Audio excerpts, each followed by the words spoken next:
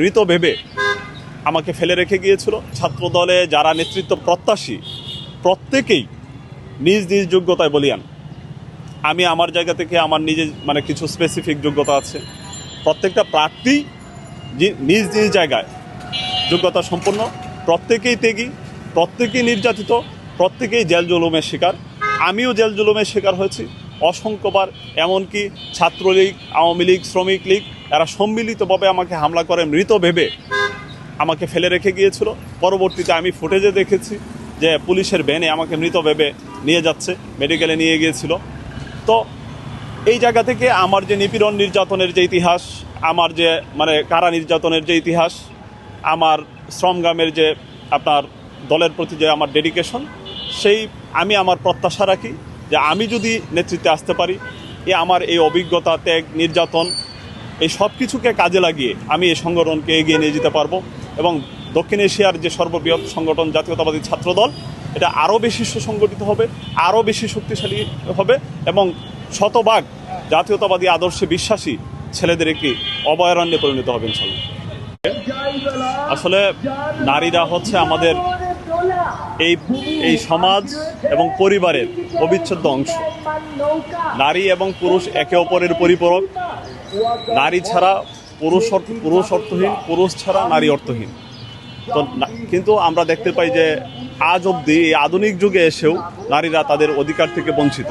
তাদের পারিবারিক, সামাজিক, রাষ্ট্রীয় অধিকার থেকে নারীরা বঞ্চিত। এটা অনেক সময় পারিবারিকভাবে বঞ্চিত করে রাখা হয়, অনেক সময় সামাজিকভাবে, অনেক সময় রাজনৈতিকভাবে বঞ্চিত করে রাখা হয়। আমরা যেহেতু জাতীয়তাবাদী আদর্শ লালন করি, শহীদ প্রেসিডেন্ট জিয়াউর রহমানের আদর্শ লালন করি। শহীদ প্রেসিডেন্ট জিয়াউর রহমান নারীর ক্ষমতায়নে বিশ্বাসী ছিলেন এবং আপনারা জানেন বাংলাদেশে যে গার্মেন্টস শিল্প প্রতিষ্ঠা করেছিলেন, যেটা নারীর কর্মসংস্থানের সবচেয়ে বড় সেক্টর, সেটা কিন্তু শহীদ প্রেসিডেন্ট জিয়াউর রহমানের হাত ধরে তৈরি বাংলাদেশের সৃষ্টি। এবং বাংলাদেশের অন্যতম রেমিটেন্সের অন্যতম উৎস হচ্ছে এই গার্মেন্টস এবং নারীর শ্রমের যে বাজারটা, সবচেয়ে সর্ববৃহৎ বাজার হচ্ছে গার্মেন্টস শিল্প। তো বিএনপি এবং জাতীয়তাবাদীরা সবসময় বিশ্বাস করে বাংলাদেশের রাষ্ট্রের যদি আমরা উন্নয়ন চাই, সমাজের যদি আমরা উন্নয়ন চাই, তাহলে নারীর অংশগ্রহণ সর্বক্ষেত্রে এটা বাধ্যতামূলক। প্রায় 15টি আসনে নারীকে মনোনয়ন দিয়েছে এবং বেশিরভাগ নারী আপনার নির্বাচিত হয়ে এসেছে। কিন্তু অন্য কোনো রাজনৈতিক দল, বিশেষ করে যে বাংলাদেশে আমাদের বিপরীতে একটি দল জামাতে ইসলাম, তারা ইসলামের নামে রাজনীতি করছে। তারা বলছে জুলাই সনদের কথা, কিন্তু জুলাই সনদে তো আপনার উল্লেখ আছে 5% অ্যাটলিস্ট নারীর অংশগ্রহণ নিশ্চিত করতে হবে, কিন্তু তারা একটি নারীকেও আপনার মনোনয়ন দেয়নি নির্বাচনে। কিন্তু তারা আবার নারীর ভোট নেওয়ার জন্য আবার তারা মরিয়া। তারা একদিকে বলছে যে নারীর ভোট তারা বেশি পাবে, কিন্তু তারা সেদিক থেকে আবার নারীর যে নির্বাচনে অংশগ্রহণ, রাজনীতিতে যে অংশগ্রহণ, সেই অংশগ্রহণটা নিশ্চিত করছে না। তার মানে কি, এখানে একটা মুনাফিকি একটা আচরণ দেখা যাচ্ছে। তাদের যে রাজনৈতিক যে মুনাফিকি অন্যান্য ক্ষেত্রে যেটা করে থাকে, এই নারীর অংশগ্রহণের ক্ষেত্রে, রাজনীতিতে নারীর অংশগ্রহণ এবং জুলাই সনদ নিয়ে যে তাদের এত লম্পজম্প, সেই জুলাই সনদের ক্ষেত্রেও তারা জালিয়াতির প্রশ্রয় নিচ্ছে। নারীর অংশগ্রহণ তারা সুনিশ্চিত করছে না। আপনি যদি সমাজে, রাষ্ট্রের একটি বৃহৎ অংশ নারীর সংখ্যাটা তো পুরুষের থেকেও বেশি পার্সেন্টেজ যদি হিসাব করেন, তা আপনি যদি তাদের অংশগ্রহণটা আপনি রাজনীতিতে নিশ্চিত না করেন, তাহলে আপনি কিসের জুলাই সনদে আপনি বিশ্বাস করছেন? আমি স্বাভাবিকভাবেই আমি ইচ্ছাকৃতভাবেই আমি একজন মিডিয়া বিমুখ মানুষ। আমি আমার মাঠের কাজটা আমি পছন্দ করি। ডাকসু নির্বাচন, 19 সালে ডাকসু নির্বাচন, এটা তো মিডিয়ার একটা কেন্দ্রবিন্দু ছিল। সেই হিসেবে মিডিয়া হিসেবে দেখা। অতীতেও আমি কখনো মিডিয়ামুখী ছিলাম না, এখনও নেই, ভবিষ্যতে আমি খুব বেশি মিডিয়ামুখী যে একটা আমি আমার কাজটা করে যেতে চাই। জাস্ট আমার যে রাজনৈতিক কাজ, আমার যে রাজনৈতিক দায়িত্ব, সেই দায়িত্বটা আমি পালন করে যেতে চাই।